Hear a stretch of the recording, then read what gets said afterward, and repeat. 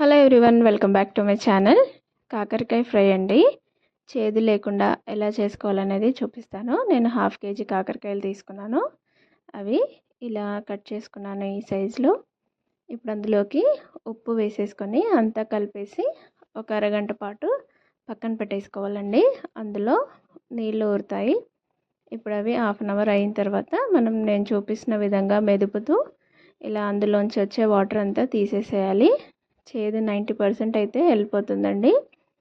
ఇలా అన్ని కాకరకాయలు చేసి మనం కర్రీ ప్రిపేర్ చేసుకోవాలి. చూసారా ఎన్ని వాటర్ వచ్చాయో.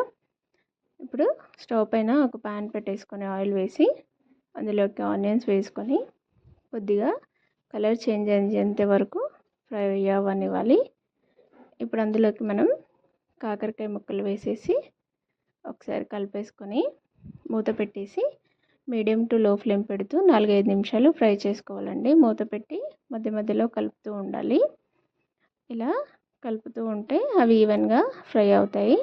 ఇలా కొద్దిగా కలర్ చేంజ్ అయిన తర్వాత అందులోకి మనం కొద్దిగా పసుపు, కారం, అలాగే ఉప్పు కూడా వేసేసుకొని ఒకసారి కలిపేసుకోవాలి.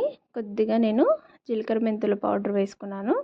ధనియాల పౌడర్ కూడా వేసుకోవచ్చు. ఇలా ఒకసారి కలిపేసి ఇంకో 2 నిమిషాలు లో ఫ్లేమ్లో ఉడకనివ్వాలి. వెల్లుల్లిపాయలు కచ్చాపచ్చగా దంచి వేసుకుంటే ఫ్లేవర్ బాగుంటుందండి. లాస్ట్లో వేసుకోవాలి.